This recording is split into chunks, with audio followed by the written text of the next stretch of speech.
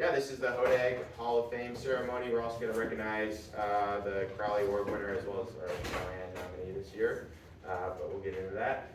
Just want to say thank you again, everyone, for coming. We're very excited. We're going to kick it off with head coach Avery Johnson. He's just going to give a state of the team address. So, Avery.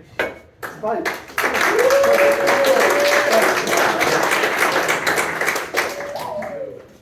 Can everyone hear me?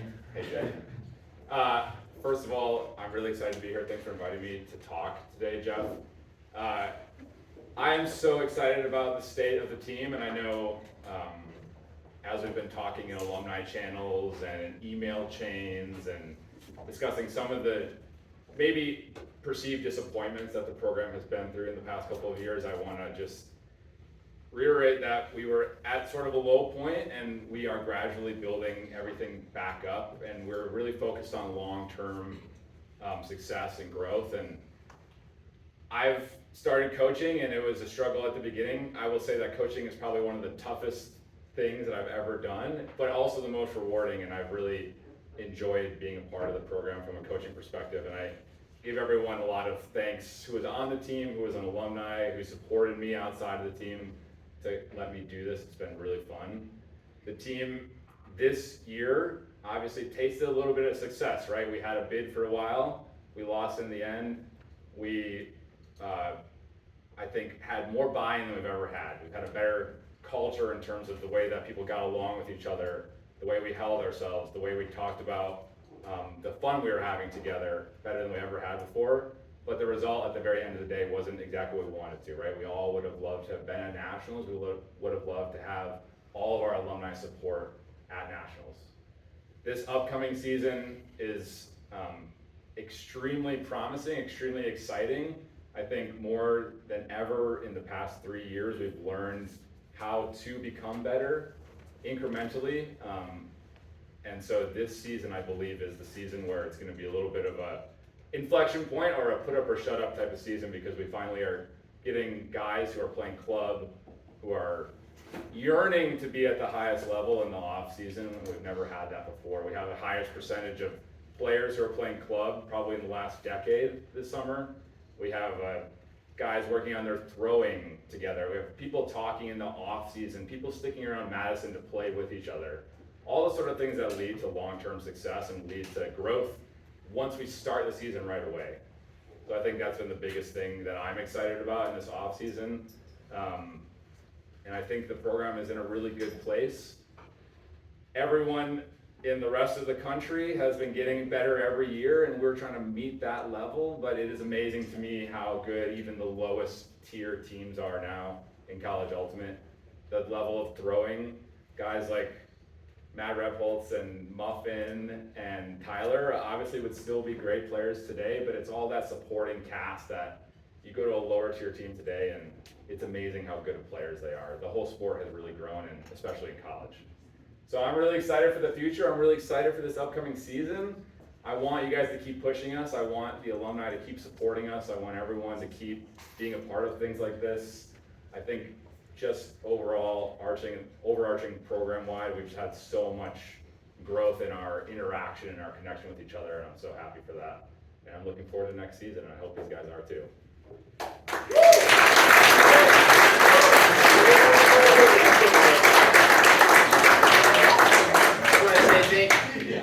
Thank you to Avery. Thanks to the other coaches. We had Ted Shuey and Ben Gagny-Maynard coaching this year. They give a lot voluntarily, so appreciate what they're doing for all our guys. Next up, we're going to be discussing the Crowley Award. So we have previous award winner, Mateo Meyer. He's going to come up and he's going to talk a little bit about our next candidate and about this award. I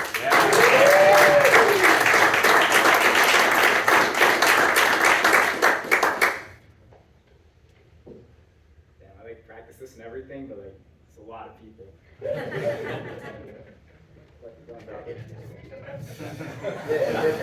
Thank you.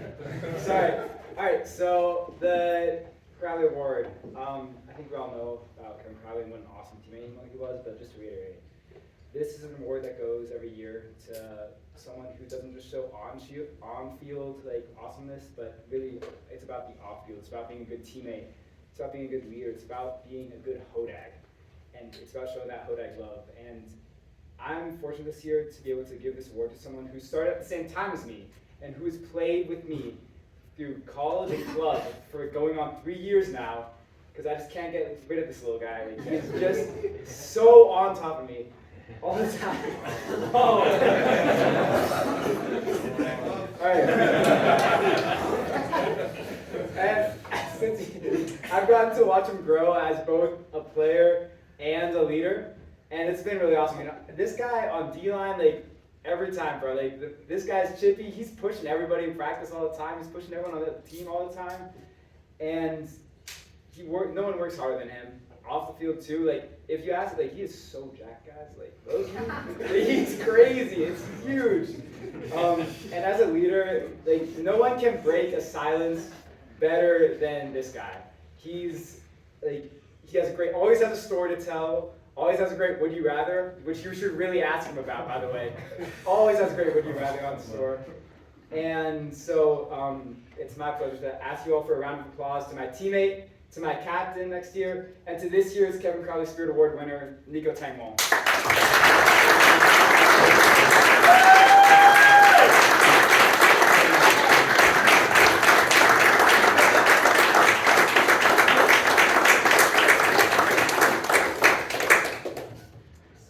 What was that?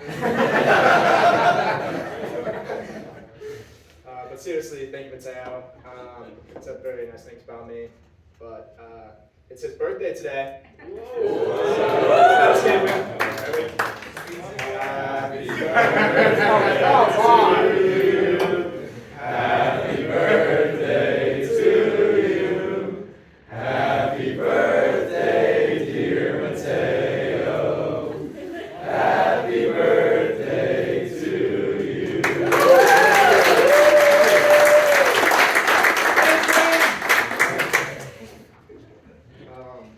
Yeah, thank you all first for being here. This is such a tremendous event, and the turnout just keeps improving, and I love that in the cohesion that we have between our alumni and our current players here.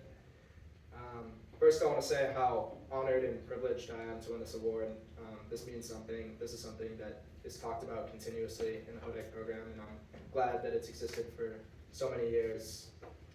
I also feel that I should recognize so many of my current teammates that are so deserving of recognition for the passion and the love that they put toward this program and they bring to practice day in and day out. We wouldn't be the program we are without them. I get an award, but they deserve the recognition as well. But one thing I have to attribute our success continuously to is the culture that this team has pushed toward. Avery spoke a little bit about it, but the first words out of my previously captain, Jude, and Kevin Crowley Award Spirit winner was at tryouts this fall that culture comes first. You could be the best player in the world, but if you don't fit in and you don't show love and compassion for the game, then you don't have a place in the Hodag program. And it's these values that have built us up to the place we are today. I'd like to thank my alumni that supported me. I have Rab here. He's been my alumni mentor these past 2 years, and I've learned so much from him. I'd like to also thank my coaches. Avery has been so close to me, and more recently, Ted as well as Ben. They're phenomenal, and they teach me so much every single day. I'd like to recognize my former award winners. Mateo is a model teammate, and he gets to hand it off to me, and I'm very privileged because there's nobody who embodies this award in my eyes more than he is.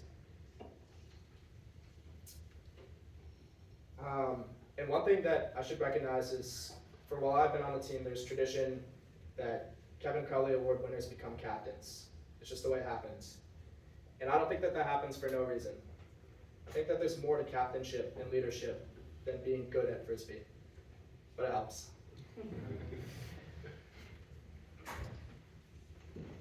Can I interrupt a second? Please. I might be the only guy that knew Kevin in this room. False. One of a couple. What I'm liking on you two guys is the smiles.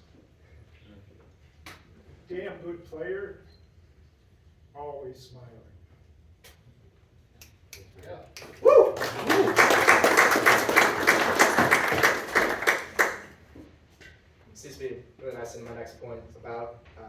much this award and how the spirit of Kevin Crowley is about love for the game. We end all of our practices with Hodag Love, and Hodag Love is a term that likely existed before Kevin, but Kevin solidified that, and he embodied that term that we bring to practice each and every day.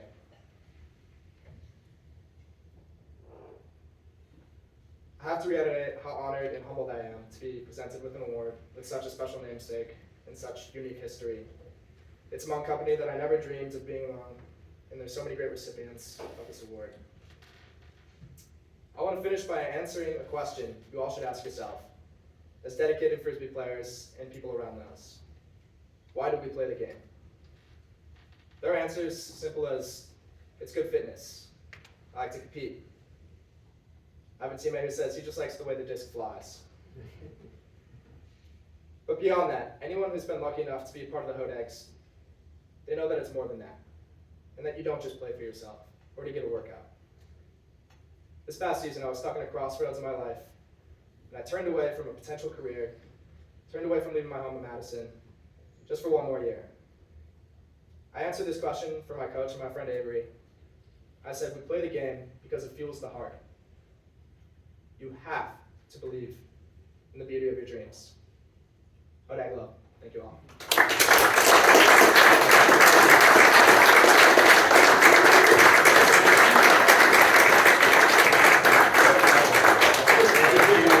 Thanks, Doc. Awesome speech, Steve. That was extremely inspiring. Next up, we're going to put on a video real quick. But every year, the Hodags nominate someone for the Callahan. And we're going to find out who that is in a second. If you don't already know.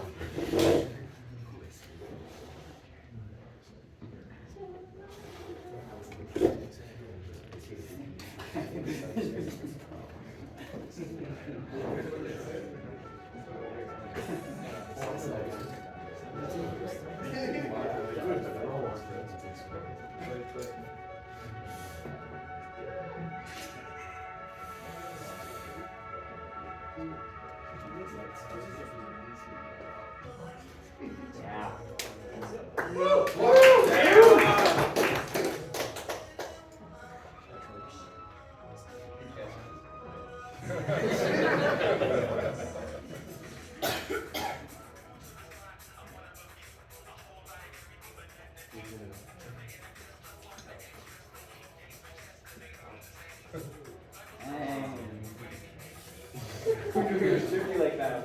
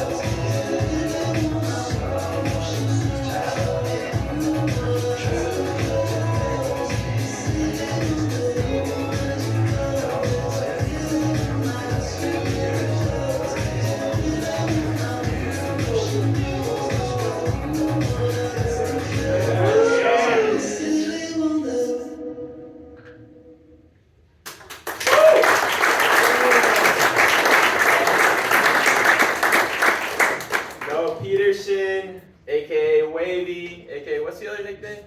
Squirt. I have the pleasure of playing with him on the Radicals. He's just a beast out on the field, and he's only getting better and better. But I wanted to invite Noah, Wavy, Squirt up here to say a few words.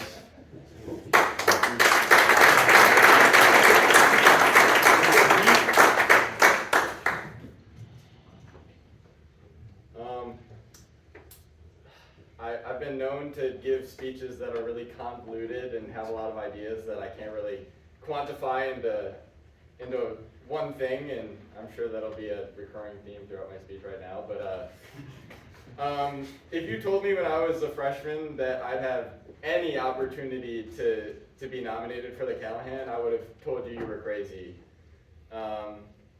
I took a lot of my summers to get better because it didn't matter how good I was to me, it mattered how good I was to my teammates and how I could represent them outside of the Hodag organization. A lot of my summers went to playing for Noise, which is a high-level club team, and then also Radicals, like Jeff mentioned. And a lot of the time when I was playing for those teams, it didn't really seem to quite matter whether or not we played well, because at the end of those summers, I'd always have an opportunity to go and play with my Hodags again, and it's been hard this summer to come to terms with the fact that I won't have another season after this summer. But there were a lot of things that I remember about the team that made me as a player, but also a person, who I am today. And I don't think it was always the things that happened on the field. We always had our inside jokes. We always would come up with random things that we always loved. During spring break, we made a cheer that we called Chuds Up, and everybody would clap. We did it to make the Bellas kind of like, I don't know, it was like our thing. But, or we'd like make fun of Max because he kissed like 30 dudes and would tell us about it all the time. But I don't know, the times that I remember on the team aren't the me making a stupid mistake or coming like just short of making nationals. I think it was the people that made me who I was and made me want to improve to become the player I am today.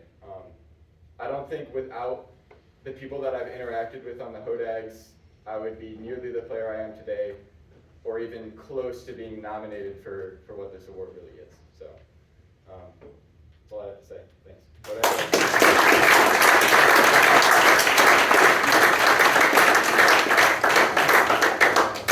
Thank you, Wavy. How are people doing on temperature? Okay? Yeah, if you feel like we need to open a door or whatever, obviously, please do so. So we're going to transition to our section focusing on the Hodag Hall of Fame. This is recognizing some of our Hodags, or Madison Frisbee Club, as the team was known prior to the Hodags. Recognizing the members that made the program what it is today, who have left an outstanding impact on the program and the people who have participated. With that said, I do want to take a quick moment of silence just to remember some of our members of the Hodag Hall of Fame and other Hodag alumni who have since passed, namely Jeff Yu, otherwise known as Jethro, Kevin Crowley, in the aforementioned Kevin Crowley Spirit Award, and then Dave Jewell, who unfortunately passed away last year. It was actually, Brad was telling me a very touching moment where Brad actually learned at this alumni weekend that Dave Jewell had passed. So it was a moment of juxtaposition of celebration, but also remembrance for such just an incredible guy. So with that, let's take a few seconds here, moment of silence, just to reflect.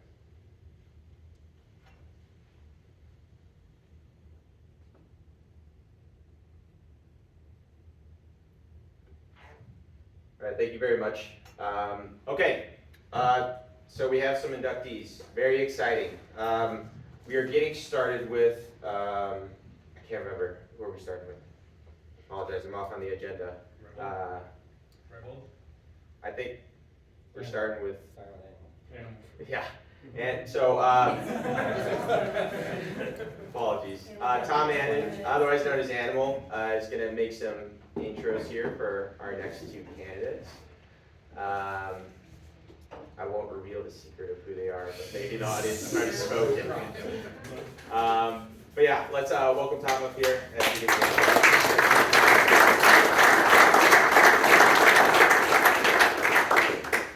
What's up, all? All right, so welcome to Madison, everyone. If you don't know me, my name is Tom Annan. My nickname was Animal. I played in from 2004 to 2009 with these two guys, Revold and Muffin.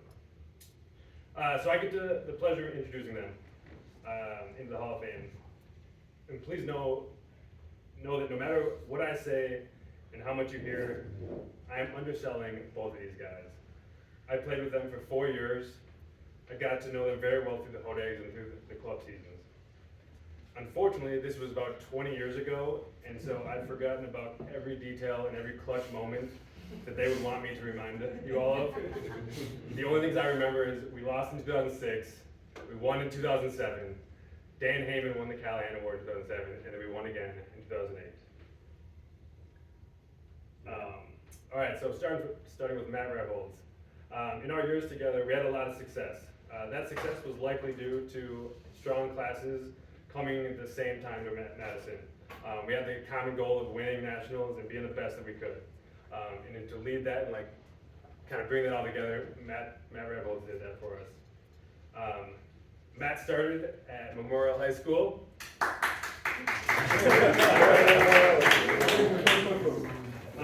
His introduction to the Hodags was from former alumni Ryan Carrington.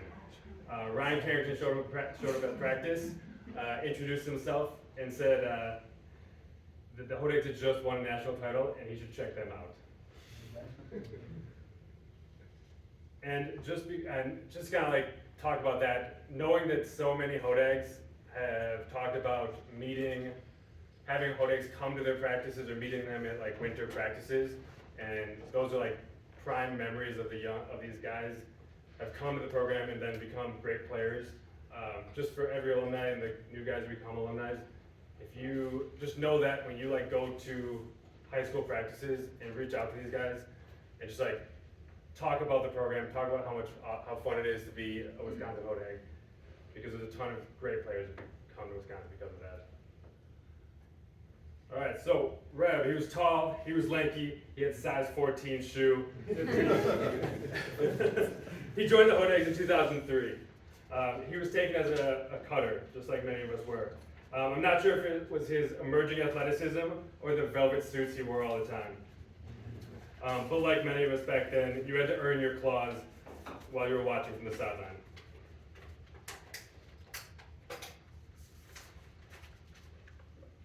About this time, Rev was told that he would be switching to becoming a handler. This might have been the best coaching decision that the Wisconsin program has ever made, because this led to the 2006, 2007, 2008 finals, or championships and the finals loss. I believe it was Reb's sophomore year in 2005, where Reb found his way onto the O-line. I assume it was when all the fourth and fifth years were injured and sidelined at some point. And from that point forward, Reb was the center O-line handler for the Wisconsin Hodags. He was a great leader on and off the field. He even demonstrated how one could be both a great student athlete and fully bought into the Hodag program.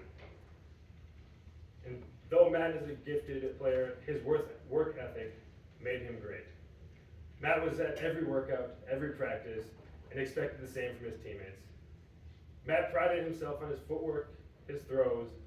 He was unguardable in the handler space at getting open, and he would destroy defenses with his throws. As a teammate watching and playing alongside Reb for those 5 years, Reb became more and more dominant on the field. Like I said, he was our center offensive handler. He had every throw, he had elite range.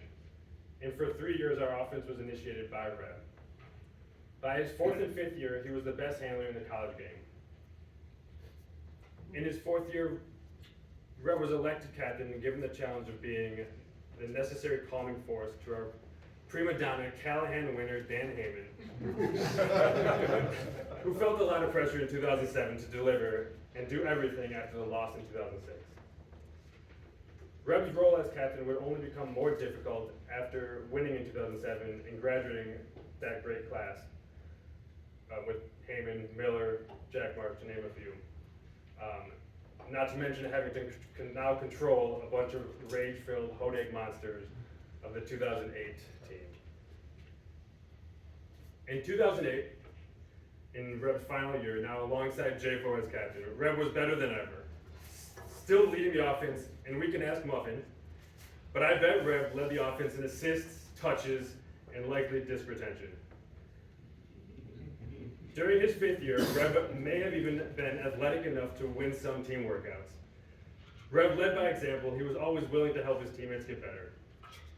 Rev was the voice in every huddle, either to pump us up or to calm us down. And maybe the latter of those two was the more difficult task, since we were all friends but willing to murder each other because we hated losing, including at practice. And so during the years of 2006, 2007, 2008, just to kind of point out, Rev was driving that car. I'm gonna say Muffin was sitting shotgun, and Dan Heyman was on the hood. It was the hood ornament on the front of the car, while the rest of us were either in the back seat, the trailer, or the trunk or something. But in those years, 2006, we went 43-7. 2007, we went 55-1. 2008, we went 48-3. Right. And so maybe less important, though still criteria for this award, Rev went on to be a great club player beyond Madison Club. He spent his prime club years playing for Boston Ironside, making semifinals or finals 6 years straight between the years of 2009 and 2014. He played that same center O-line role for those teams. He played in 2 club world championships. In 2011, he won the Farraker Spirit Award at Club Nationals. And lastly, Rev did also eventually help coach Boston Ironside to a club national title in 2016. He just had to send Muffin to rural Texas, and he had to draft a hot animal coming out of Madison. That's true. With that, I'm here to congratulate and introduce and welcome Matt Rebholz into the Hodag Hall of Fame.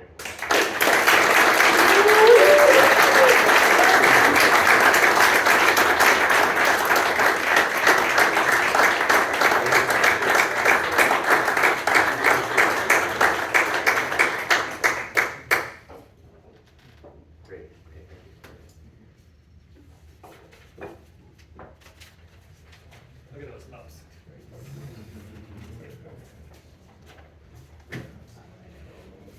Thanks, Animal. Thanks for doing double duty as well. It's been a while since I've been back. It's really great, and I'm still out in the Boston area. I'm looking forward to meeting the new guys and just want to get the process. I'm always following from afar, and it's really great to see and hear about the buy-in. Talking to Nico, and getting the inside talk, it sounds like it's really moving forward in the direction we want to do. So keep up the good work. Bring this program back to nationals, top of nationals. Keep climbing, keep working your tails off. I think that was a huge thing in our time. Is everyone's desire just to be the best and work together, have those fun off the field moments, and the success will come. So keep up all the good work there. And to start off, the other thing, I want to say thanks to all my teammates over the years. They're the real reason I'm standing up here. I was never very fast, could never jump really far. I just learned how to get open in a 10-foot by 10-foot box and then throw it to all the other guys who are open all the time. I like post cuts or 0-2 cuts, the backhand, huck, drawing fouls all the time just for insurance, and being tall was my advantage. What's up? I was also blessed with the opportunity to lead my amazing teammates as a captain, which was one of the greatest opportunities of my life. and I really gave my heart into that, and I never had the perfect things to say, but I think they saw the heart and the passion and appreciated that and responded to that.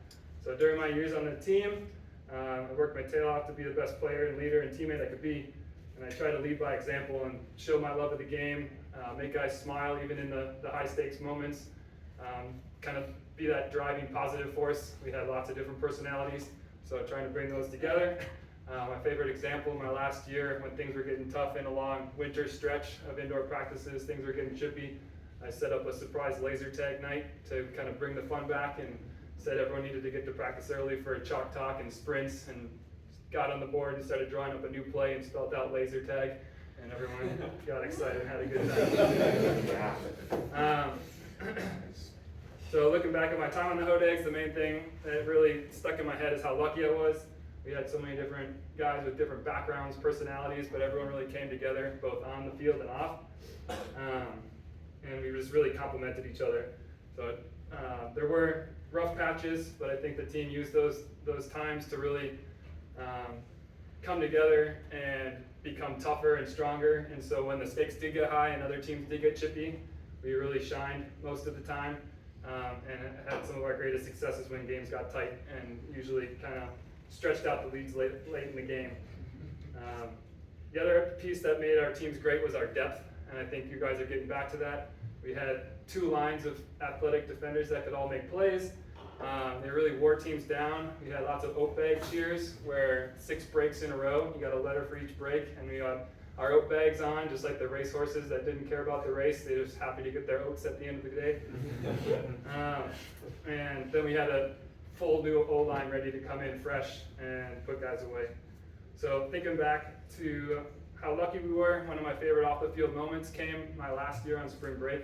We were partying with the women's team, and Shane Lockie and I decided it'd be funny if we stole the party keg. And so we took that and threw it in a rowboat and headed out on some little river in the back.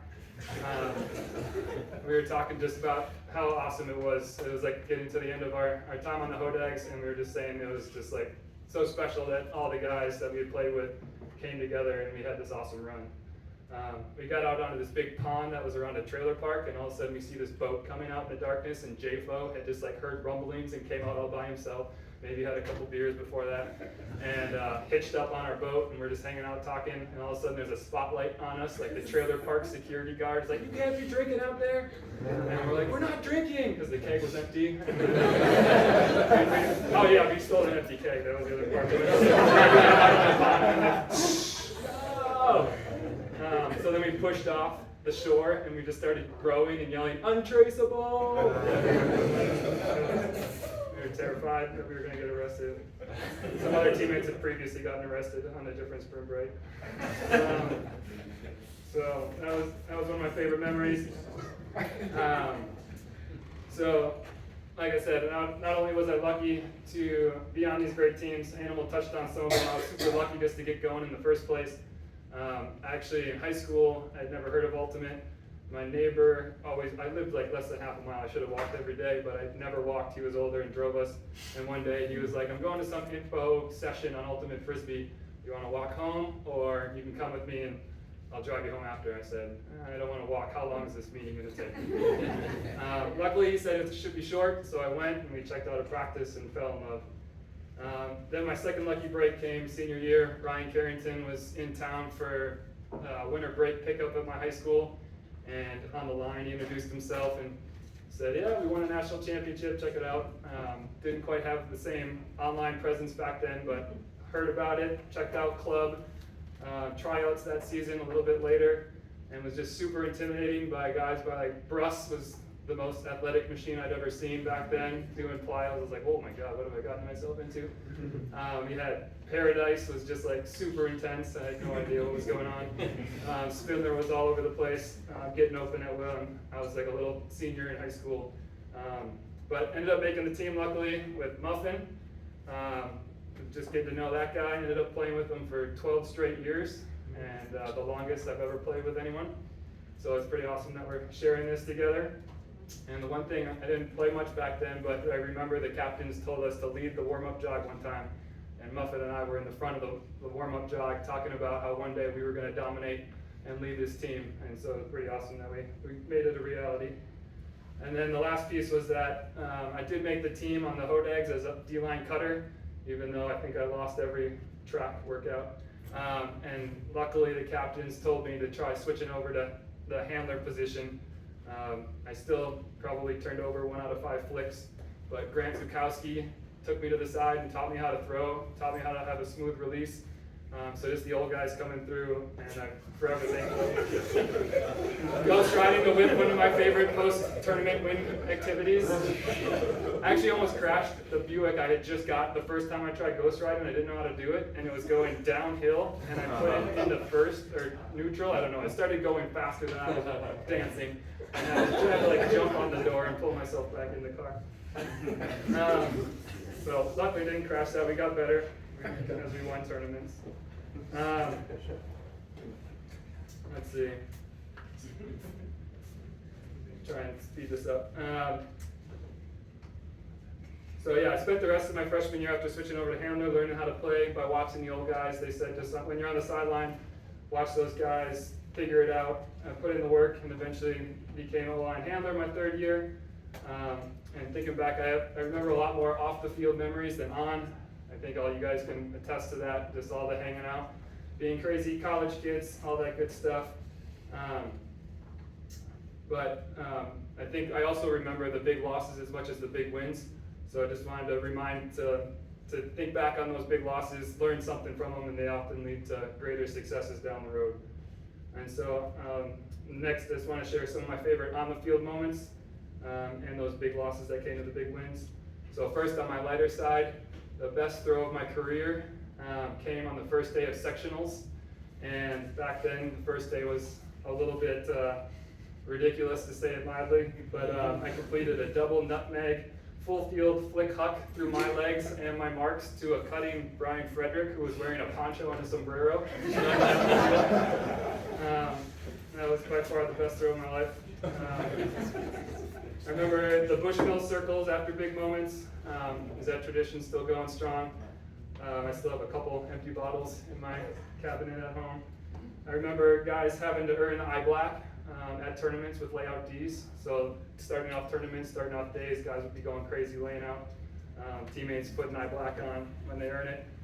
I remember, I'll never forget the cut rivalry and how we always had wind, rain, and snow every regionals.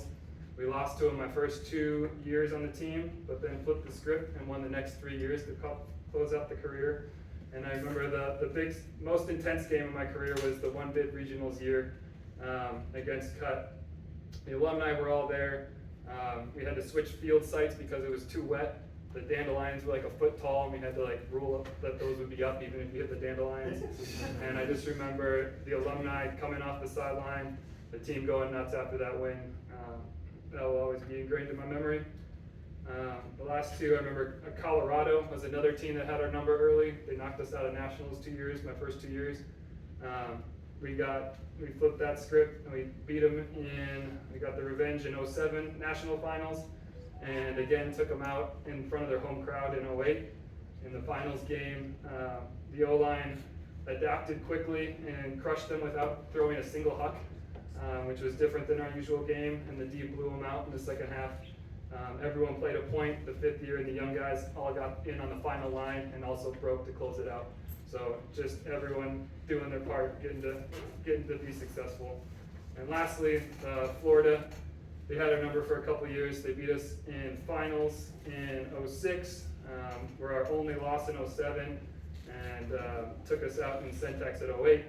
But my very last game, we got to get the last laugh, and I remember Muffin to Animal to close them out, and lots of big smiles and hugs all around. So to wrap up, I want to say thanks to Dan Robb, who was my high school coach, and really showed me the love of the game. Thanks to Ryan Carrington for being the heart of Hodag love in my early years.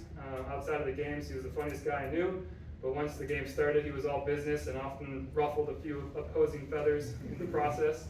To Andrew Brown for showing me greatness in throwing and dominance at the O-handler position. To Freddie, who was my first Hodag buddy and showed me the definition of work hard, play hard. to Tripoli for bringing the fire on the field and being a great friend off of it, to Berkeley for showing me how to stay on top of things, keep a level head, and to lead with confidence, and Heyman and JFO for being phenomenal leaders and friends. Both always knew when to kind of keep the mood light and when to bring the intensity. And then to all the guys that I played with the last 2 years, I was too close to all of them to go through in detail, but a special place in my heart. I love all you guys. During my time on the Hodags, there was just so many great teammates that really turned into brothers, and they were definitely a family. And you guys talked about it before, Hodag love was the #1 thing underneath it all. So keep that going. The Hodags are always there for each other. Alumni are always there for you. Reach out. Every time I see my Hodag tattoo in the mirror, I think about that. So thanks to y'all. Love y'all.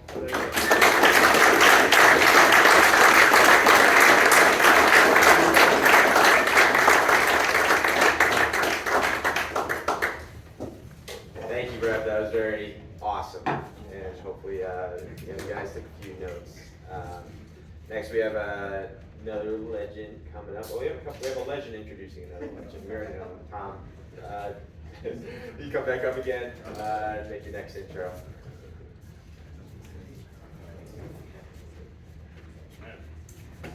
Back again. Thank you, everybody.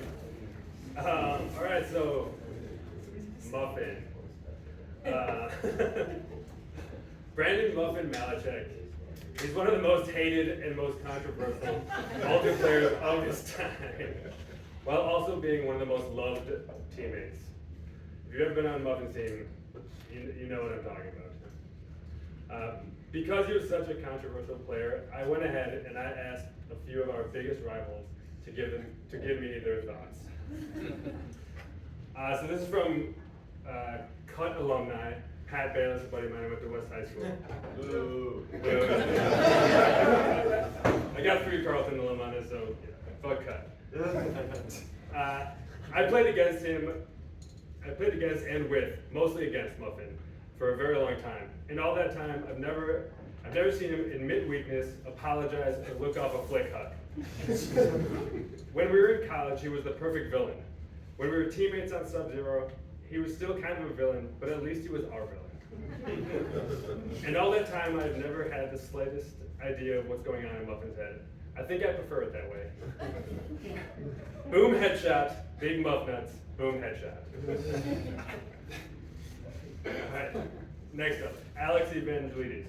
My freshman year at MLC, I'm a child, I have no business being on the field. Somehow I end up guarding Muffin.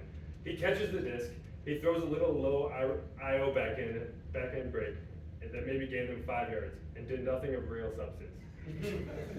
But as he jogs to the reset, he just whispers to me, broken.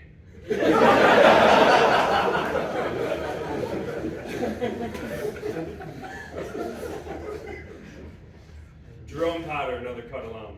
I'm a big fan of Muffin. That's it. All right, last. Kurt Gibson, our Florida rival, one of the best Alton players that has played the game. I'm not sure what to say other than everyone hated Muffin and his dreads. He was the easiest to hate on Wisco, because like, what kind of name is that? But then we ended up being teammates together, and he was a pretty nice guy. Weird, but nice. All right, so from what I know of Muffin's Hodag story, it starts at Edgewood High School here in town. He supposedly came to Hodag Trouts back in 2002, 2003, and almost made the team as a senior. Whether or not they cut him because he was still a senior or because he introduced himself as Muffin is still unknown. Maybe Brian and Tyler can answer that question. I'm gonna skip over Muffin's freshman year because I don't really know much about it. So he can talk about that, or someone else can, but I'm sure it was a ridiculous year. When I came to the Hodags in Muffin's sophomore year, my first memories of Muffin were his throws, his ego, his intensity, his ultimate IQ, and his love of the Hodag program. Like the rest of our teammates, I have a lot of love and respect for Muffin. He and I were Hodag buddy pairs for 3 years.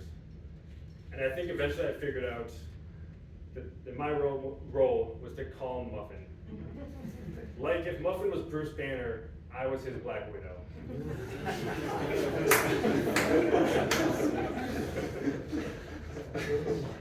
Muffin and I became very good friends and enemies. We competed at workouts and at practice. Like so many of us around him, I became a better ultimate player, a better thrower. I improved my ultimate IQ. I gained more confidence, and I learned how to win because of him. Muffin spent much of his time outside of practice watching film, making himself better, as well as offering feedback to his teammates and providing personal and team strategies on how to beat our biggest opponents. And with regards to the Hodag media, Muffin was a major reason that the team had any footage at that time. He would go to the library before every tournament and check out a video camera to make highlight reels and have footage to study from. Then between 2007 and 2008, with the help of Drew Mahold and Kevin Riley, the Hodag documentary, The Blueprint, was made. And Muffin's footage and ability to campaign was likely a big contributor to why Dan Heyman won that Callahan Award in 2007. Alright, so for Muffin's final 3 years, Muffin's official role on the team was the team workout coordinator and officer. Muffin designed and prepared all our track workouts, our biometric workouts, and if we weren't practicing, Muffin had us in the shell running sprints, jumping in the sand. Outside of those team activities, Muffin taught us how to strength train and lift weights and get stronger, be faster, and minimize injury. And honestly, I acknowledge that I learned all those things that Muffin taught me in the gym back then has allowed me to continue to play Ultimate late into my career now, and has actually increased my confidence in my own career as a physical therapist. I think about that all the time, working as a physical therapist these days, so I'm very thankful for that.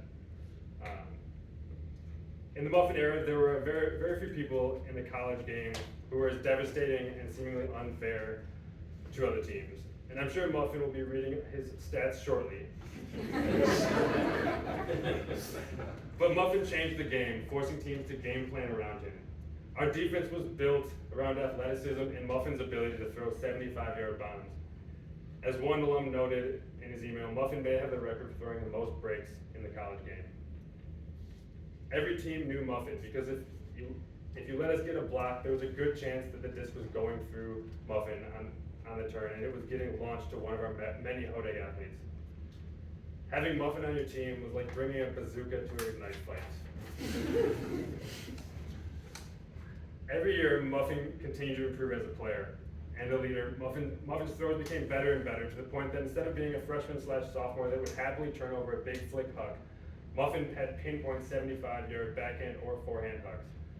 And if those big dummies downfield forgot to cut deep on the turn, Muffin would break the mark with ease and we walked in that way. So having Matt Rebholz on offense and Muffin on defense, with very similar skill sets and but very different styles, having those two was an unstoppable force for the Hodags for those 3 years. And though Muffin's special skill was all of these other things, his ability to play defense when it mattered cannot be understated. Muffin made many game-saving layouts, and a few that I remember was Stanford semis in 2008 against UBC.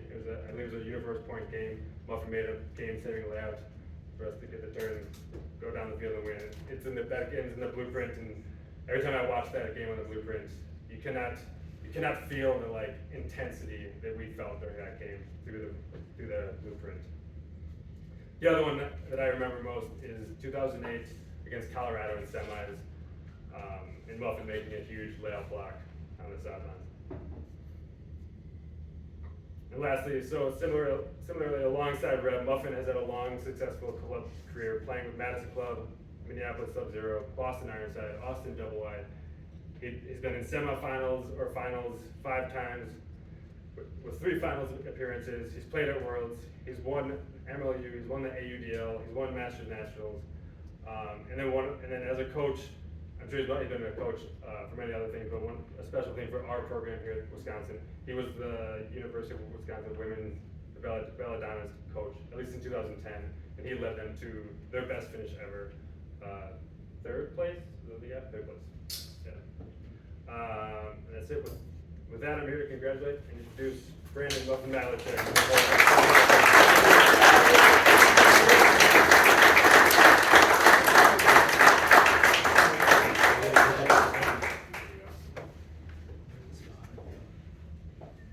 Great.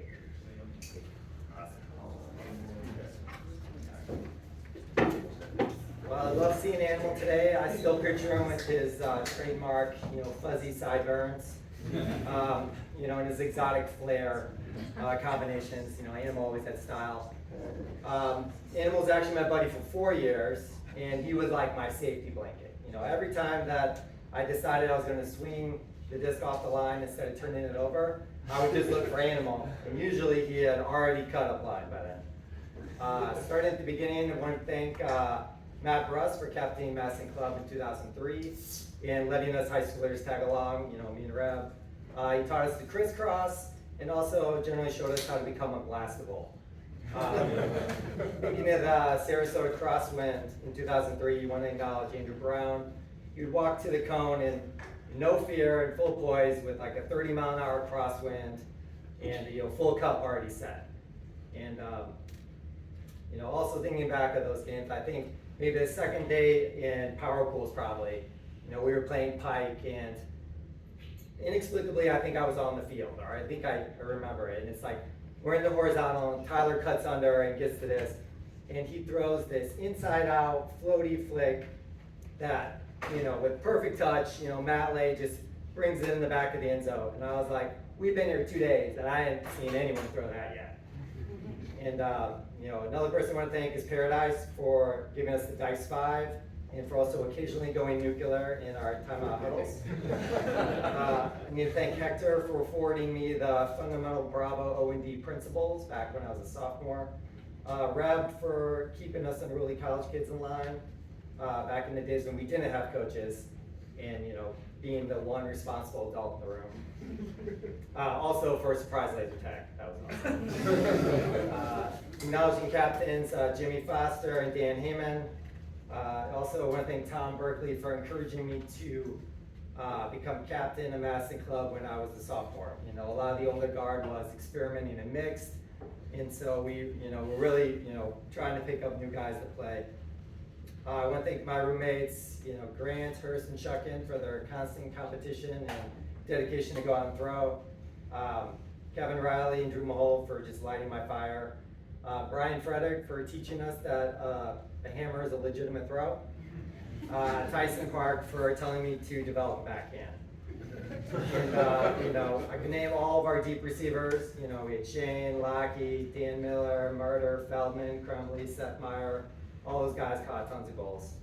I especially want to thank Ted Tripoli for setting off firecrackers in my room for wake-up calls, tolerating when I peed in his closet, putting a gold bar complete with moon boots in his doorway, and one time I shot bottle rockets under that door, and he pulled my hair so hard I couldn't throw a backhand for a week. So we went to indoor Duluth and lost in semis. So. I do want to apologize to Ted for locking his car keys in his brand new vehicle on the morning of Cooler Classics. I want to thank Gigo for his vulnerability, seeing his work ethic and his hunger and just his confidence. He was living on the ground floor, so being in the kitchen and wandering in his room, it's like pre-gaming for the party.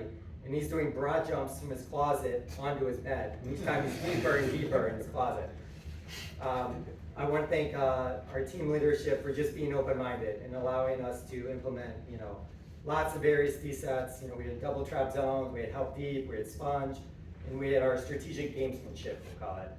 And most importantly, not backing down from the overloading we did at the shallow. From 9 to 11, probably 4 days a week, we went in there and just worked. And so realizing that, a lot went into that. I'm thankful to my teammates for allowing me to just be a madman.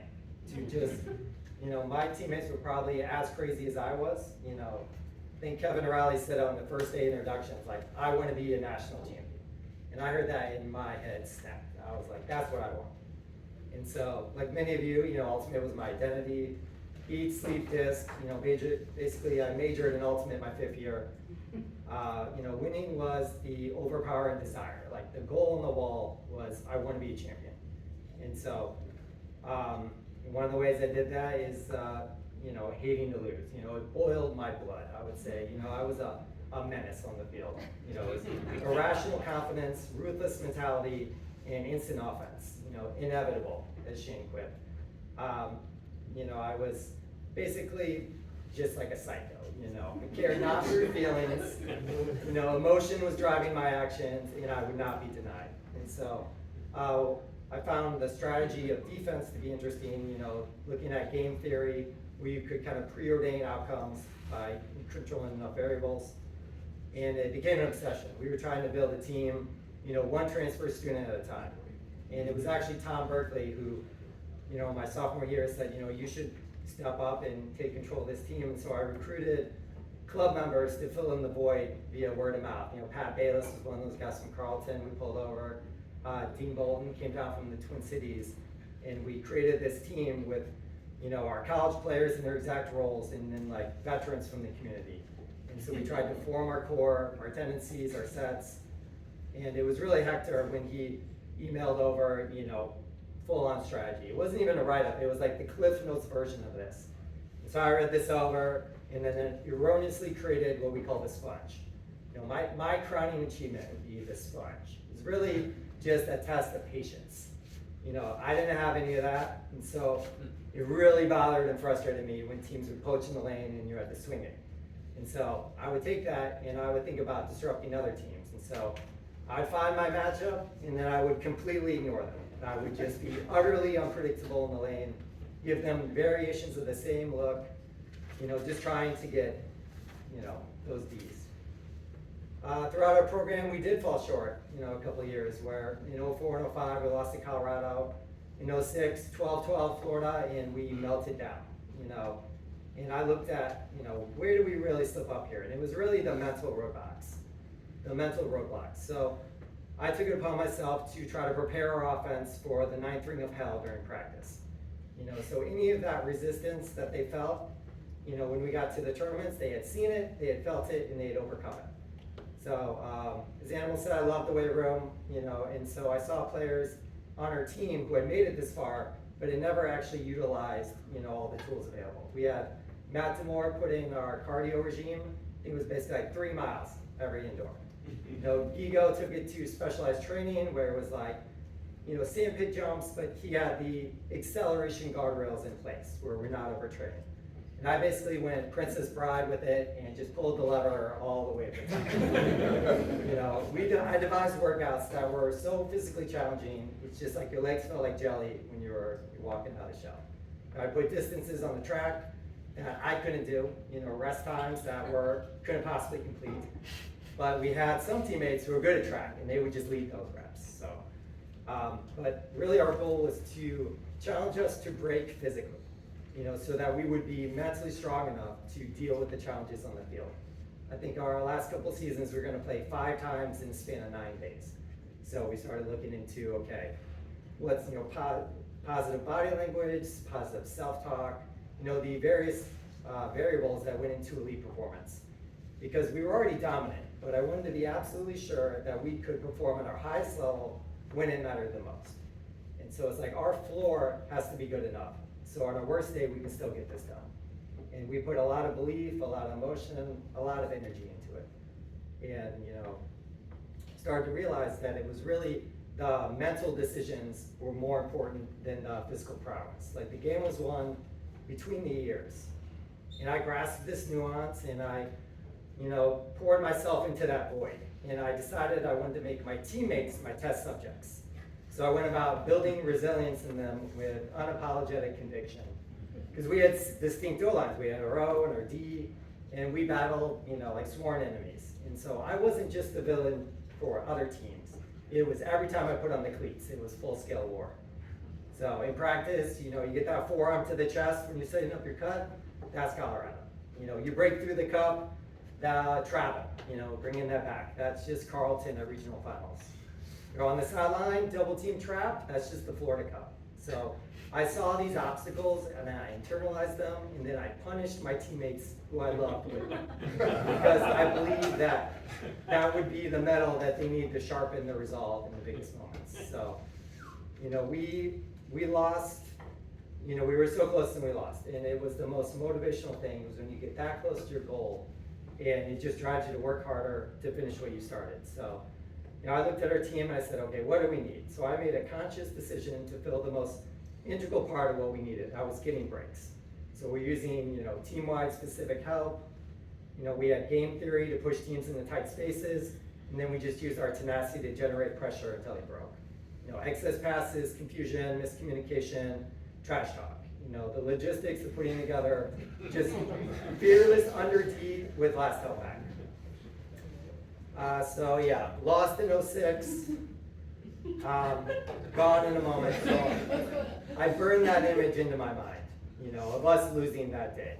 And so managed to wiggle myself into leadership by being just the assistant, workout coordinator, and then, devised workouts that were basically, just gonna kill us. Like less rest, more work, a few claps physically and puke, that's for the best. Because there's a mental advantage gained by just going that hard. And, as Animal said, everything was a competition. We were trying to operate in the worst conditions against the best teams, but still be able to play our game. And I think the only thing that really defeated us in our career was spring break. Looking at 2008, there was a lot of pressure on that season because we were making this blueprint video. We were, have to win these games because it's in the story. I think when we were playing Florida, even in that final game, we were up like 4 or 5, and a no lead felt safe in that game. So I recall Will Lockey having like a high stall count, and he like goes to punt it, and he only like half punts it. He throws at like 40 yards, and they break or whatever. And I go on the sideline, and I'm hands around his neck, strangling, screaming in his face, "Are you trying to choke this Loki?" And because that's where we had set the bar. It was like perfection, and we are going to do this. And so when we won in 08, it was a lot of just relief, really. Let's say the highlights include, let's see here, Carrington gave me the locker room talk my freshman year after CCC about we do not do bong hits on the way to pre-quarters. We've also we rushed into a burning building to save some college kids, and I lost 4 straight Roshams to be interviewed by the local news crew. Getting blackout at sectionals on mushrooms was pretty fun. Reb wrote my player eval, and he's like pleading with me. He's like, "Please do not intentionally cheat at practice." I think when players would foul me, I would give them the, "If you do that again, I'll fucking kill you." And they would be like, maybe. And then in 08 finals, when we had our spirit circle before the game, the observers threatened to eject players if it got rowdy. So, lastly, just going to U-Bay and throwing hucks and pulls, in windy, raining conditions with my eyes closed. It's probably, getting it done. I also want to thank my mom for being here and allowing me a 5th-year school so I could, get all those years of eligibility in.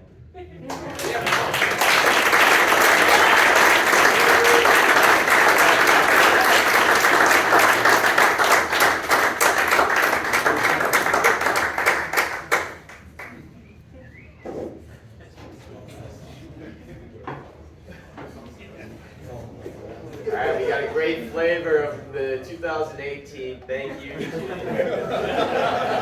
Animal, Reb, and Muffin for these awesome stories. We're going to take it back. The next 2 candidates are part of our 2003 crew that won the championship.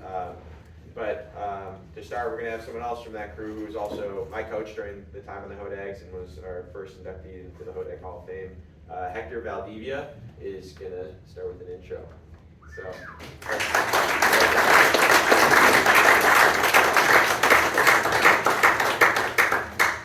Thanks, H.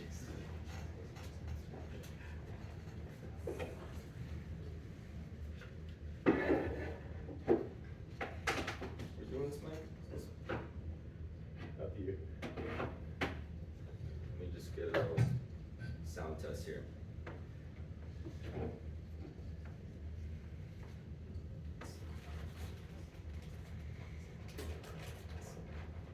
You nervous, Tyler? It's my honor to be here today in this room with these Hodags and introduce Tyler Spindler's Hall of Fame induction. Having known him the longest as a teammate, lived with him, stood as best man for him once, I feel like I'm uniquely suited to the task. And I think because of that, I have to give the long view from my perspective from the crow's nest. He asked me to speak for him today, but we did not discuss any parameters or boundaries beforehand, although he did text me about an hour before we were supposed to come here to be like, let's keep it PG-13. I may redact as we go. So yeah, but Tyler, I apologize ahead of time if any of this is triggering. I just want you to take comfort in understanding that it's telling is necessary.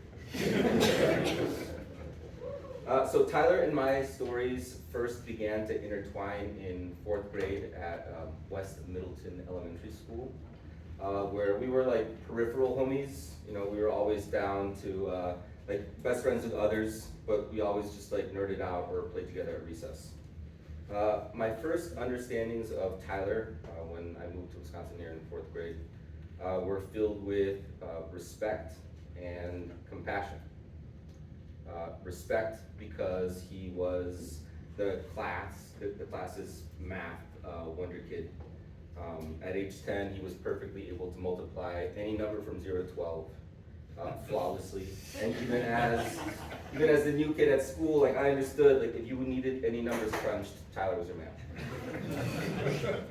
The crucible of timed math tests were nothing to him. The compassion would come about once a quarter, where I'm guessing as part of state standards for public speaking, which I'm doing now, and which he will have to do after this. We all had to memorize and recite a poem in front of class. The same poem, the whole class. Like in 1492, Columbus sailed the ocean blue. Listen, my children, and you shall hear of the midnight ride of Paul Revere. Like if you start, it just comes back. These class recitations for today's purpose have to be understood for what they were to Tyler. They were ceremonies of barely restrained terror. Anxiety building to anguish and then rising to mortal dread, as we students were called in alphabetical order by last name. Like from my desk to his, I could see the sweat beating as we passed to here. When they called Massey, the nerves that crept his hands and his fingers. And by the time that we got to Rustabaki, he was rocking in his desk. They finally get to Spindler, and he's not really keeping it together at this point as his name is called, but he goes to the front of the class, and he'd make it 1 or maybe 2 lines into the poem before becoming engulfed by emotion. And this was like every quarter, every year. And nowadays, reflecting on this as an educator, I'm like, what the hell, man? Like, Mrs. Post, Miss Heitman, Miss Heilman, Mrs. Ripp, like, where are the adults talking some pedagogy about a different way of approaching this? But like, even then, as a little 4th grader sitting at my desk, I knew that this wasn't right. I was like, dog, just leave my man alone. He somehow managed to survive the pressure tests, and Tyler and I reconnected in earnest in high school through choir and then Ultimate, where we started the team at Middleton. We attended our first Hodag practices at McLean as high school seniors. We were getting snuck in the back by like Bert Kang, Andy Pohl, people who should have known better but let us in anyways. We were running around in the McLean Center as 17-year-olds, just awestruck by the facilities and the college level of play. We attended prom together, we danced in musicals, we harmonized in retirement homes, we played hearts before school, we snuck out. This is going to be one of those I can't say because Bonnie's here, so I don't know what the statute of limitations are. And we listed each other as roommates at UW with plans to take over college ultimate the moment that we arrived on campus. So I guess before continuing to like the next part of the story, you have to also understand that Tyler's like a sacred keeper of obscure talents. Like, he's massively skilled in myriad random pursuits. If it's the touch of a pinball flipper, Tyler can finesse it. If it's a paddle in table tennis, if it's the shuttlecock in badminton, if it's a 7-10 split in bowling, or the racquetball courts that were across from the Southeast dorms, Tyler is able to just step into that moment and dominate effortlessly. And naturally, these talents also extended to the ultimate field from the moment that we arrived at tryouts the first day in perfectly mirror image uniforms. And tall socks, one red, one blue. We were sad. Tyler, from the moment that we got there, could roof anyone that was hanging, with a low hanging sky ball, and upon landing, throw a perfectly soft forehand with impossible touch right in front of the intended receiver. He was an instant impact on the teams of freshman. And I was privy to the duality of Tyler in our tower dorm at Hodag and through our time together on the field. You know, I saw all facets of him. Like the one in tears, questioning his future at 2 o'clock in the morning when his first major computer science program was not compiling correctly. I think, correct me if I'm wrong, but I feel like it was like a simulation of goldfish in a fishbowl or something along the lines. And I was also there watching him at practice, winning position over player after player on all the veteran dags on the team and scoring on them at will. As our years as teammates and roommates deepened our relationship, Tyler kept that vulnerable interior while continuing to hone his killer instinct. When we lost as juniors to Oregon in pre-quarters at Nationals, Tyler by then had become indispensable to the team. And when the Hodags made finals for the first time the following year, Tyler had become a kind of player that you had to plan around. When we trounced Oregon in finals in 2003, Tyler had become a player that you could not contain. For all the hype that year and in the years that he was in college, given to the Wiggins brothers, to Chase, to Bart, Richter, no other player in college had Tyler's sauce. He was the top receiver in the country. He wasn't the tallest, he wasn't the biggest. He could just touch 10-8 and catch it at 10-8 every single time. He was one of the best throwers in the country as well, with touch and pace on any throw in any weather. Tyler's dominant talents were integral to the Hodag's ascendance and to our first national championship. That gentle kid who couldn't make it past the grade school poem in front of class became a man who could shine in front of crowds under immense pressure. Now, it was clear to me that once we had the Hall of Fame established, that it would include Tyler. And even if he dislikes drawing attention to himself. Sometimes, and that's whether it is his reserved demeanor on the field or the former location and design of his Hodag tattoo, when you try to draw less attention to yourself, it has the opposite effect. Today, that attention and recognition is deserved and overdue, and so it's my honor and my privilege to welcome Tyler Spindler to the Wisconsin Hodag Hall of Fame.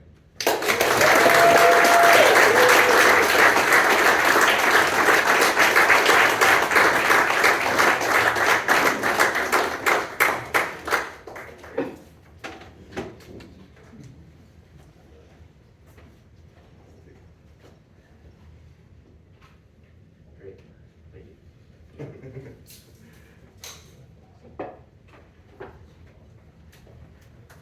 Well, he's right, I hate this. Thank you, Hector. Thank you, Hector.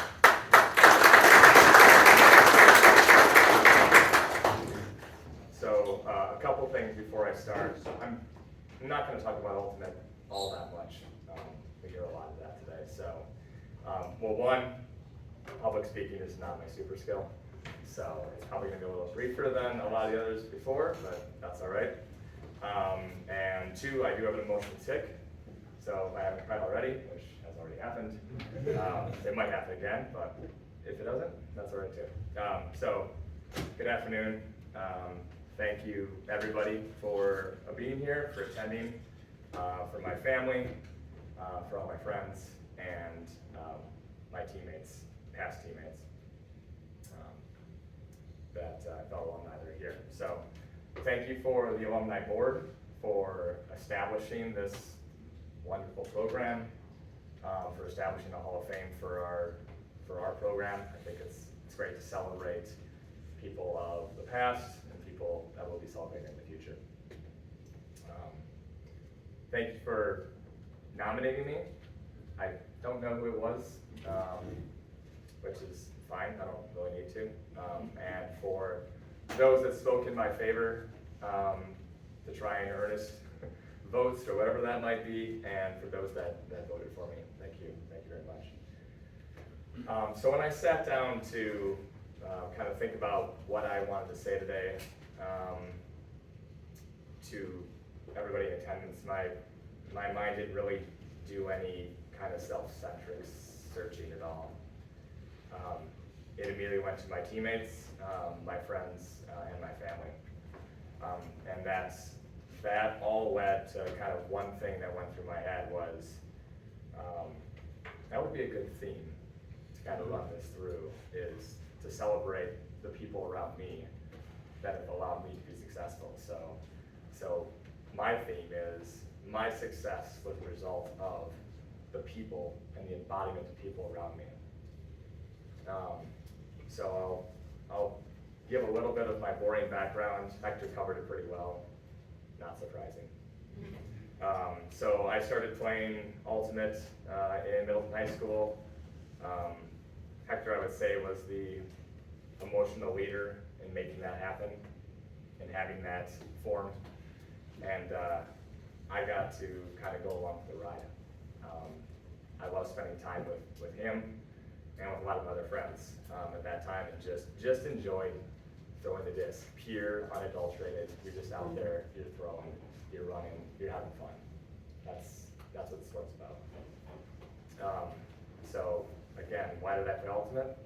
My success was a result of the people around me. So at that time, I knew I was looking to get into engineering. I wanted to go somewhere where I could evolve and have my, not like Pokemon evolve, but evolve and go into my engineering career. And I kind of looked at a couple schools in the state, and two of the strong engineering schools are Platteville and Madison. Didn't really think that much about leaving the area, and UW had a pretty good Ultimate program. And I was like, it's a pretty good combination. They had a great engineering program, great Ultimate program. I should probably go there and see if this is something that works out for me. So that began my journey, kind of into, am I actually, somebody who's going to be able to do something athletic at some level in their college career. In high school, I played volleyball for 2 or 3 years. I played soccer, not that well. Dabbled in a lot of sports when I was a kid. Nothing really ever stuck more than a little while. But I was like, maybe Ultimate's that, and maybe I'll find something there. So, year 1 and 2, I didn't know really how I made the team, honestly. Hector had me convinced that we were the best thing that was ever going to happen to the Ultimate program, coming in as freshmen, and I could barely throw a forehand. So I was like, well, yeah, I guess I can jump and catch things, and I have a decent backhand, but what am I going to do? So I don't know how we made the team. I think maybe our matching socks and matching uniforms elevated me up and allowed them to say, well, I guess if we're going to take Hector, we'll have to take Tyler. But thus begins my journey. So the first couple years, pretty, I won't say blurry, but like I kind of found my way, into a position. A lot of times you get out to a new team, you haven't really done that much before, any kind of much structure before. Where do I fit? Like Brett was saying, I started on defense, and then I had to move to offense, and I didn't know where I was going to fit. So I found my way pretty quickly into, and I had enough consistency with the disc that I found myself into an offensive role and into a cutting role because they didn't want me throwing. So they're like, you know, cut deep, catch it in the end zone. All right. If you don't get in the end zone, like please turn around and look at us, okay? Like find a dump, find somebody open. You know, don't turn over the disc.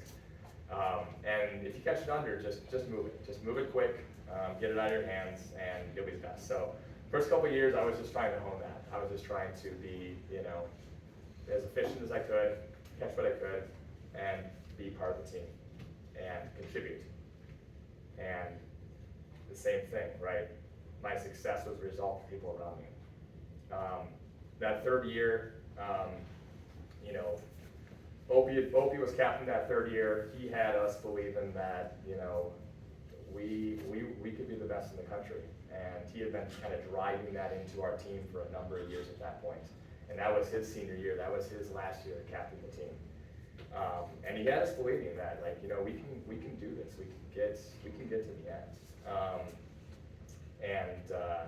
You know, I just remember I had been on the team a couple times already, but every time we'd have tryouts, and I was like, yeah, I don't know, am I gonna make the team again this year? I think so.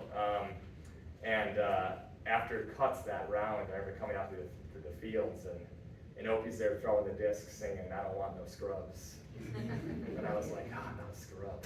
Good. So, you know, we played that year. We made the finals, not the finals, we made it to nationals. We had a huge game against Brown that we took the Universe points, and they were the team to beat that year. We found ourselves on the right side of Universe point that game. And Brown went on to win it all, and we kind of had a really disappointing quarterfinals there. Didn't make it as far, so for those who graduated that year, it was difficult, but you know, we beat the best team in the nation, and we stayed with them the whole time. And it was that continued growth, like, hey, I know we just graduated a ton of seniors, but we have a really good core here that we can keep growing on. So again, my success was a result of people around me. So the next year, we had a change in leadership. We had new captains. It's all team captains. So Zach Morrison, Pete Rank, you know, they took over the team, and they changed the offense.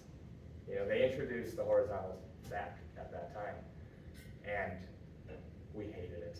Like, it was awful. Like the first month and a half of practices, just the yelling about like, why are we doing this? This is the worst decision. Like, why are we trying to change the offense? It's working. Look at how far we've made it. And they stood fast by it. Zach's philosophy is, I want my best people to work in space. And the best people, the way to get in space is get everyone out of the way. So they were trying to push everybody to the sides, get those one-on-one matchups, akin to other sports where it's a team sport, but you want your best players in there to contribute and do the job. So they introduced, and so begrudgingly we did it, and it took a couple tournaments to get it going, but by the time that we got comfortable with it, it started clicking. We had huge regionals, huge win against Carleton. We had amazing nationals that year as well. We had a flawless game against Carleton at nationals and semifinals. I don't think we had a single turnover in the second half. We were riding high. And then finals was like a complete 180. We dropped discs, we made mistakes. We lost bad, right? 15-4, I think it was, in finals and nationals. It was amazing to be there, but getting beat in front of a crowd like that in that fashion is tough.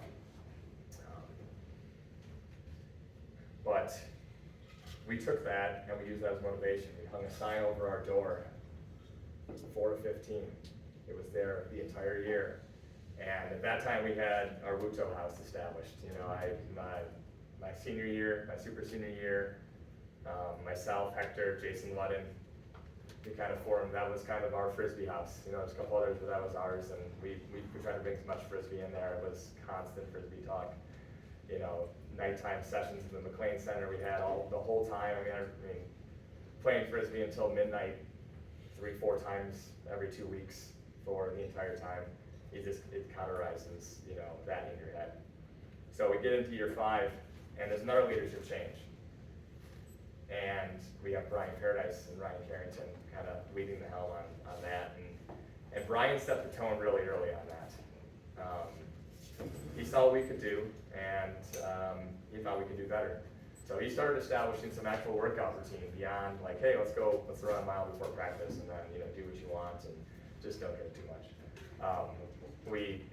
3-mile runs before practice, just as a starting point. He somehow convinced me to start working out, like lifting weights, getting stronger. Like, hey, you can't just live on your laurels. You got to do more work to get better. So my success again is because the people around me taking me in and wanting me to be a key cog. So as we kind of figured out our offense that year, we figured out our stack partners, and I worked with Matt Lay. Kind of middle of the season, we partnered up and we worked really well together. I remember talking to Matt, being like, yeah, whenever Tyler catches the disc, I just turn around and run. I just run and he throws it. And if he had a step, I did. And he was the BFD. I mean, he caught everything. I couldn't have asked for a better cutting partner offensively that last year. I was honored to be nominated for Callahan that year. Regionals was tough. My arch was Chase. Chase was a really big player in Carleton that time. More athletic than me, a little taller, wavier hair. And we kind of had a battle. I got him sometimes, he got me sometimes. We didn't get a chance to play him in nationals. But we got it at the end. I remember going on the channel with Carrington and him calling the tall, gangly guy, get out there, going down the channels. I remember running those channels every game. I love those. We went on to win. And that was amazing from an ultimate perspective, right? But it cauterized the people that I was with, the friendships that I was gonna have. And a lot of people that are in this program, you make lifelong friendships. I think about the people that I know from college or high school or whatever, who I've remained friends with for the longest amount of time, who I can reconnect with like that, and it's this team. And it's the people that are here. So, lifelong friends come from that. So, what does that mean? What does that mean to me now, in my life? So it kind of means, my success was my teammates, and even now my success is the result of other people around me, of my wife, my family, my friends. They help shape me, they help me be better professionally, putting myself around people that believe in the same thing and are passionate. So I attribute my success to the people that I've been able to cross in my life, and been able to share the ride with. So, Hodag love.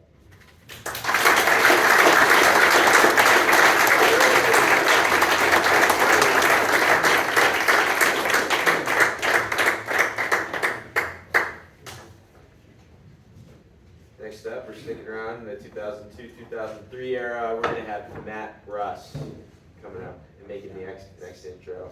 Incredible player and incredible speech giver. We'll see. Thank you all. Before I get to can you all hear?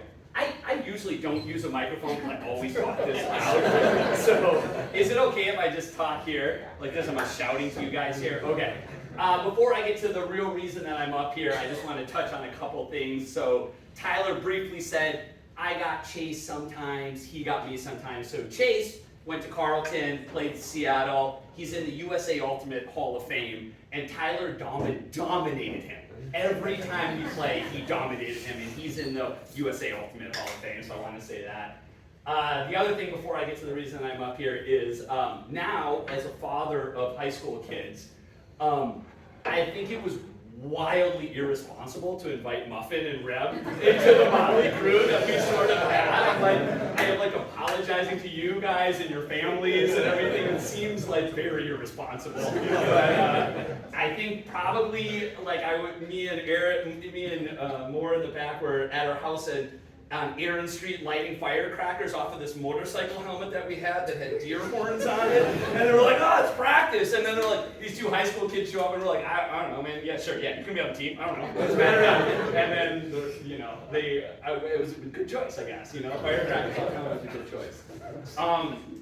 So, getting started on the reason I'm up here to introduce my longtime friend, teammate, and Hodag legend, Brian Paradise.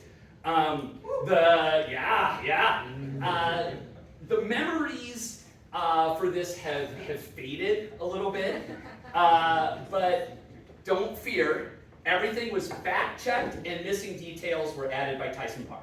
So I think we should be good on that. And I didn't bring my phone, which has some quotes from him, but I'll quote Tyson Park as we go through. So the thing that I know that's not wrong is that it's really hard to make this Hodag Hall of Fame. Thank you. Yeah, we need to quote Tyson accurately here. Like we can't just kind of paraphrase. No, it's really hard to make this Hodag Hall of Fame. I think coming up this year, UW Ultimate's going to be celebrating its 50th year of existence. There's been hundreds of great players over the years, and how do you differentiate these players? You know, these great players from those that were great to the program to those that should be honored like the ones we're honoring here today. And so I thought about this for a while, and the thing that I thought about is the players that we're honoring today and the ones that we've honored over the last few years have changed the trajectory of this program. And our program, like any other organization, if it's not constantly infused with a new life and new maintenance, it can deteriorate. And these players these great individuals that we honor today, we've honored in the years before, have fought against that natural slide of deterioration and themselves lifted this program up. And that can happen in a couple of different ways. One of the ways it can happen is to work sort of from the top, from the organizational standpoint, pulling the strings, sort of like Jeff has done and others have done over the time. Another way is to guide from within. We've heard a couple of people that have done that today, guided from within. The other way is from great individual effort that pushes it up in performance, like Tyler did. And we've seen a number of Hodags that have done any one of those things. We've seen many fewer who have done two of those things.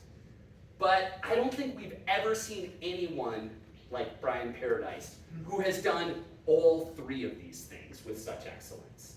And some of you in this room maybe weren't even born in 2003 when Brian led that team. And you might only know him as the person who's kind of been pulling the strings here, and you're like, does he have an official title for the Hodag board? He sure has a lot to say for someone that's not, having an official title here.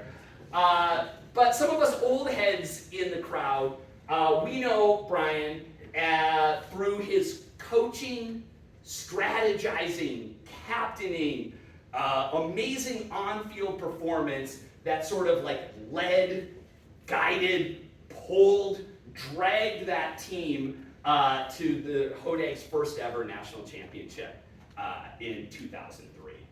And we've heard a little bit about it, but I think I want to take all of us back in history a little bit to understand the situation that was there in 2003 that led to this success. And I think where we need to start is about 27 years ago, 1999. And the Hodags at that time had kind of gone through a transition. Charlie Resnikoff, Benjamin Cohen, and Will Henry had sort of left us with the history and the practices of what the Hodags had been. They left us with a stack of crumpled napkins that had the financial records of the Hodags on them. And I guess left us their spleen in Lawrence, Kansas, I think, right? For some of us that remember that. And, that's institutional knowledge, organizational management, and personal sacrifice. That's the Hodag way, right there, right? And the other thing in 1999 that happened through Jonathan Opie O'Connell's vision and Charlie Resnikoff's leadership is Divide by Zero was started. The first B team in Hodag history, and without which we might not be standing here today honoring Brian Paradise. That's where our hero's journey began. In 1999, Brian started on the B team, and to be honest, he probably should have made the A team, but we just, at the time, thought his upright inside-out flick that had the wrong edge on it was a bug, when in reality, that's a feature. So we kind of missed that piece there. So, 99, you heard, Hodags did not make nationals. It had been a couple years in a row since we had not made nationals. We come back in 2000, and that's the first year that Brian Paradise dons the Hodag jersey. Well, a cotton t-shirt, like a thick cotton t-shirt. That had Hodag on it though. So we were the Hodags at nationals.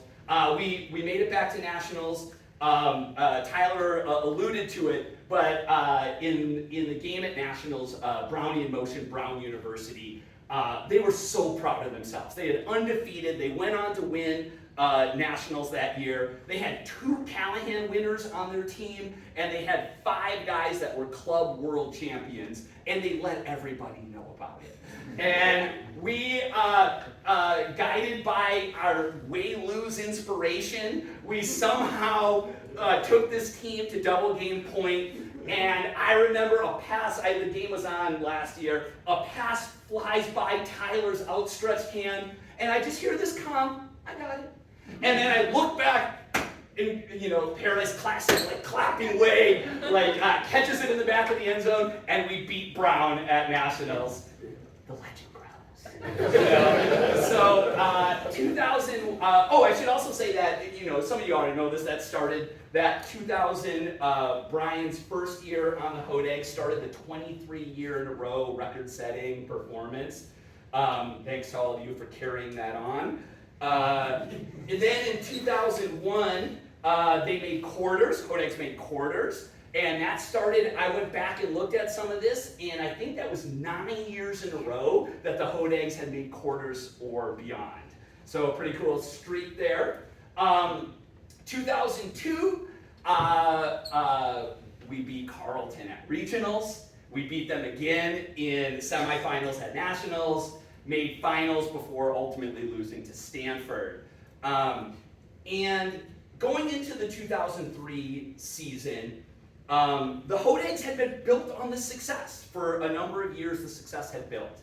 But like I was talking about at the beginning of these organizations, that what they had built was fragile. And there were ways that winning that year was not inevitable. And the leadership from the 2002 season had moved on, had graduated. And in 2003, Tyson quoted, the team was a bunch of talented hobos. And I'm pretty sure when he texted me that, I immediately thought of Bob Kolstad and Eric Kinsler. But then I started thinking about it, and I'm like, well, Carrington and Doug Rossier, total hobos, right? Then Brian Frederick's on that team. That's a budding hobo right there. Matt Blay, hobo. Hector Valdivia, come on, hobo. It was just the roster was just filled up and down with hobos. Other than really, Gigo and Tyler were just talented, and I won't saddle them with the label. Oh, I forgot. Yeah, I won't saddle them with the label of being hobo. Oh, and then newly arrived Dean Bolton. Hobo of all hobos. So the team, the success was not guaranteed. And Tyson went on to say that the team was not, well, he claimed that he's still not willing to do this, but at the time, the team was not willing to put in the work and discipline consistently to do what was necessary. And he's still not able to do that. And I think, actually I know, Paradise recognized that. And one of my favorite character traits of Brian Paradise I get like a little teary-eyed on this part of it here, is the belief that he has in his friends, his teammates, and I know, see, look at me right now, and I know that he has in his family. And the thing that's awesome about that belief is it's not blanket optimism, because he is a winner. And blanket optimism is wishful thinking. That doesn't get you victory. But what I think Brian's belief is grounded in is this instinct, this ability to see the potential in other people that maybe they don't even see in themselves. And he can see how it can go right. And I think he saw that in that 2003 team. He saw the talent. He didn't see the hobos, he saw the talent. And he saw what was possible. However, there was one more obstacle. And going back to Tyson Park's quote here. Tyson said, there were a ton of alphas on the team that would have only responded to a lunatic. And here we are. So, some people think it was always there. Others believe the moment brought it out of him. But whatever it was, Brian Paradise knew what needed to be done. And lovable Brian Paradise transformed himself into the lovable lunatic that led the Hodags to their first ever national championship. And what's cool about the Hodags and this lovable lunatic here is that the Hodags are always this sort of contrast, and I'm sure P-Dub can attest to this, Ron can attest to this, always sort of this contrast of sort of laughable chuckleheads and fierce competitors. And never before had it been so singularly embodied in one individual, right? And what's cool about the Hodags is all of us that have played with the Hodags have been shaped by the Hodags, by being a Hodag. But in addition, all of us in this room have shaped the Hodags, right? All of us, by being here, have changed that program. It's this co-evolution that's happened. And I think, I know actually, that Brian taking on this lovable lunatic, not only did he take it on himself, he made it an identity of the Hodags. And when I look at a couple of the inductees that we honored here today, I can see the lineage of lovable lunatic. And I think, and that has morphed into what the Hodags now are.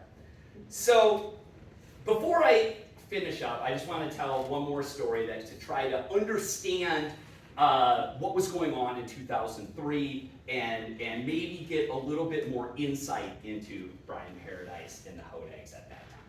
And so my early sort of doing research on this, I've been kind of not thinking about Ultimate forever, and I was like, oh my gosh, I'm going to give this introduction for Brian. I need to do some research here.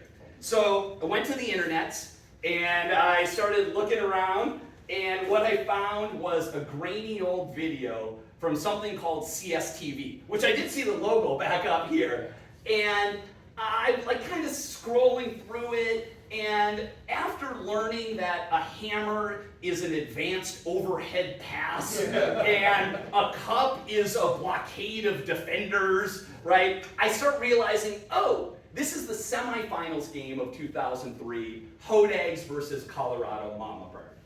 And I'm sort of scrolling around trying to figure out, I want to know, I went to it, sorry, I didn't say this part. I didn't know if Brian played O or D on the 2003 team, so I needed to like figure this out. And as I'm sort of scrolling through this, one of the things that I noticed is, oh, they're introducing players. And it would be like, Tyler Spindler, Flick, and it would be like, Tyler Spindler, you know, Hodag. But then the other cool thing about it is there would be some fact on the bottom. And what I realized is there was no like sort of order or structure to the facts that were there, and I don't even know how they acquired these facts. So it'd be like, Flick, turn to the camera, and it'd be like, Tyler Spindler, Hodags, 6'2", 2 inches, or 6'2" inches. And it was like, oh, okay. And then it would be like, sitting on a chair, Parker Crew, last tournament with Mama Bird, right? And I was like, okay, flash through, and then it's Hector Valdivia, Mexico City. I was like, that's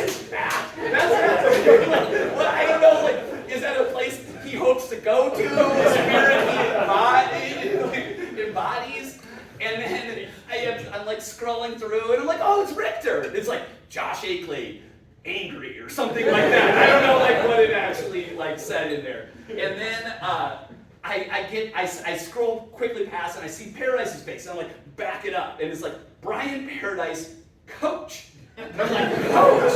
Like what? I thought he played, and then I started like questioning everything that I knew about the world.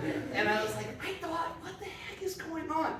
And then I scroll through, and first of all, I'm like, speaking of not knowing if I know what was going on in the world, it looks like the Hodags are going to lose this game. In the first half, I'm like, they're for sure going to lose. And then I'm like, my brain's been incepted by Dean Bolton to like make me realize, to think that he's caught the game-winning goal at Finals National.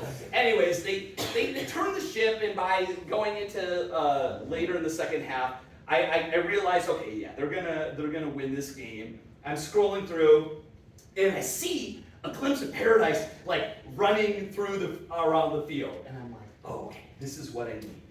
And if you watch this video, and I suggest you do, even if you just need a little bit more Ryan Carrington in your life, this is a good video to go back to. You can see it's game point. Hodags are up by a couple, the 14-12, something like that.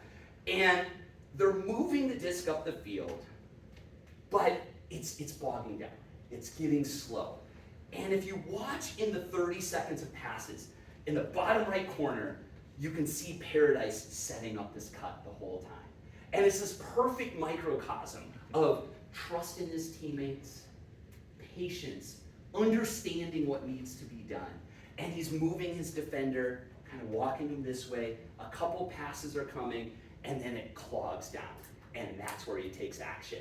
And in one step, it's actually a pretty good first step there, Brian. In one step, boom, he's gone. Easy pass into the end zone. Catches it. Hodags win semis. Return to finals. But this time, with the lovable lunatic leading it, there was no doubt.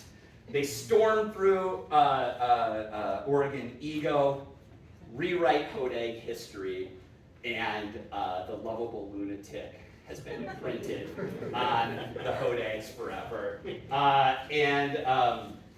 Yeah, I just want to say thank you to Brian for the program. I want to introduce him here and put our hands together for this lovable lunatic, Brian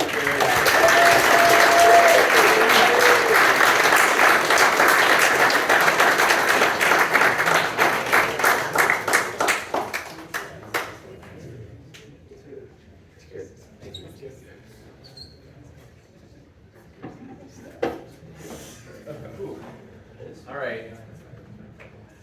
Well, first, yes, thanks, Matt, for the wonderful introduction. Had a really hard time coming up with what I would talk about today. And I sort of went back and forth between a number of things. Should I just thank everybody? If I did that, we'd be here all day. Should I try to impart some wisdom or knowledge on the young players? Or should I just try to make fun of myself so I could avoid crying? But as I thought about my Hodag career, I just kept coming back to a question that was asked to me after we won the 2003 championship by one of my teammates.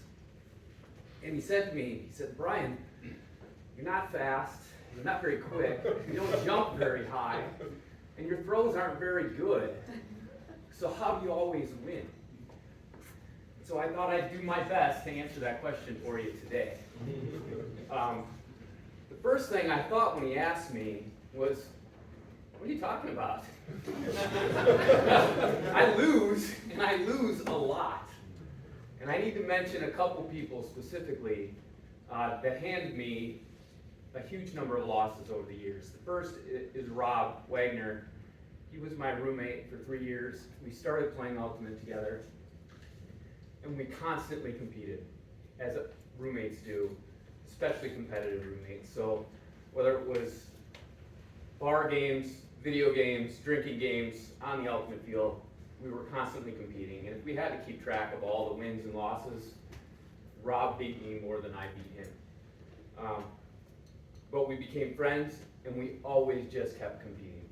The other guy that I need to mention is the guy that just introduced me, and that's Matt. For us, but with us, it wasn't so much could I win? It was just, can I be close to Bruss? Because I knew I couldn't beat him.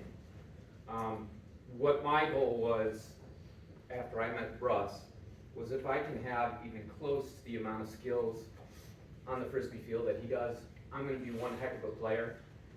If I can demonstrate close to the amount of work ethic that he did, I'm gonna be one hell of a leader.